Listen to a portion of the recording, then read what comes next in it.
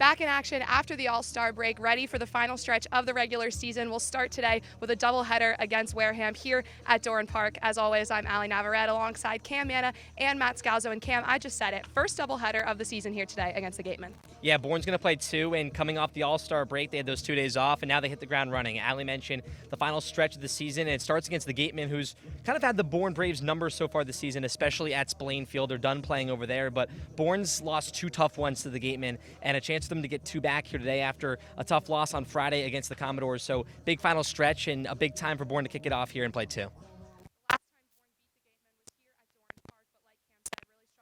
The last time we were at Spillane, Matt, talk about what happened. Yeah, it was a tough 9-8 loss for the Bravos, and it was the longest game that we've seen, 3 hours and 45 minutes, and it was a grind. But Bourne was able to get ahead early, but Wareham had a nice middle stretch of the innings, and Bourne was kind of playing catch-up the rest of the time, and every time the Gatemen had the answer. So you really want to try and shake that last loss against this team off you, because you know they got a great offense, but their pitching's kind of up and down, and now you're playing at a bigger park, Spillane Field. There were a couple home runs for the Gatemen that just snuck out, and now you're back at home. And for being at Doran Park for Bourne's been great for them. They have an 11-5 record at home and now a doubleheader. They're hoping to jumpstart their offense and their push towards the end of the regular season.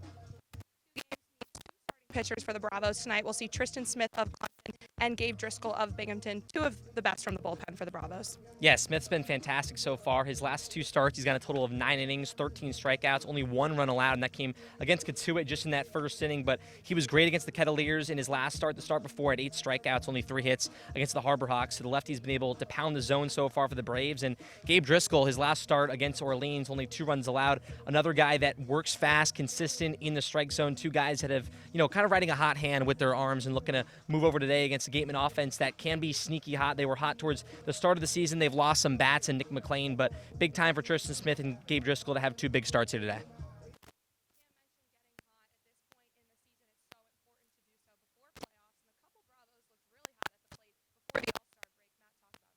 Yeah, Sam Peterson started to find his groove, as did Kendall Diggs, and Bryce Eblin was an RBI machine by the end of the first, 3 quarters of the year. I guess the All-Star break comes at that weird point towards the end of the season. But Bryce Eblin was really playing well last week. Sam Peterson picked up his first home run at Katuitt.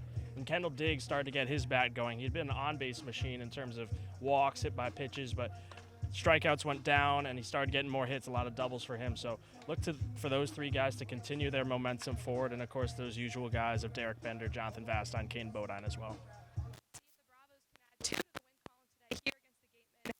At 4, second game at 7. Here pregame at Doran Park today ahead of a doubleheader against the Gatemen. I'm here with the Cape Cod League West Division All-Star, Derek Bender. Derek, you had a great All-Star game. I know you got thrown into the home run contest.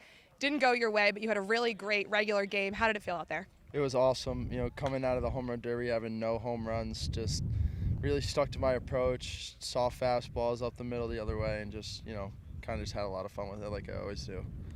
You were on a team with guys you play day in, day out. How fun was it getting to know the guys from the other West teams? Oh, it was so great. That was kind of my favorite part, was just meeting a bunch of guys behind the field, just awesome people, obviously talented players, but we're just so much more than athletes and ball players. They're just a bunch of great personalities in that dugout, and it was such a great experience. I want to talk about your game a little bit. This whole season, you currently lead the Cape League in batting average. What do you think has been working for you at the plate? Just really understanding who I am as a player, just knowing what my strengths are and really sticking to that, just trying to stay on time, trying to stay up the middle and the other way with those fastballs. You also lead the league in stolen bases. This year at Coastal, you only had 2 the whole year. You have 15 right now. What's working for you on the base paths? Just knowing what counts to run in, really taking advantage of pitchers' times to the plates, and just picking really the right times to go. Half of it's really luck. You also said on social media that you think this Bourne team is capable of winning a back-to-back championship. What do you think makes you guys so special? Just honestly how close we are. We show up to the park early. We do everything right. We're always willing to get down to work, and honestly, we have what it takes to win. A bunch of guys that really want to be here and do what it takes to win a championship. Today, the first doubleheader of the season, you'll take on the Gatemen. Last time at their place wasn't the best game for you guys. What do you think gets into winning 2 games here today at Doran Park? Just playing our game. We have 2 off days, kind of revitalize, regroup, and refocus on what our overall outcome needs to be. Thank you.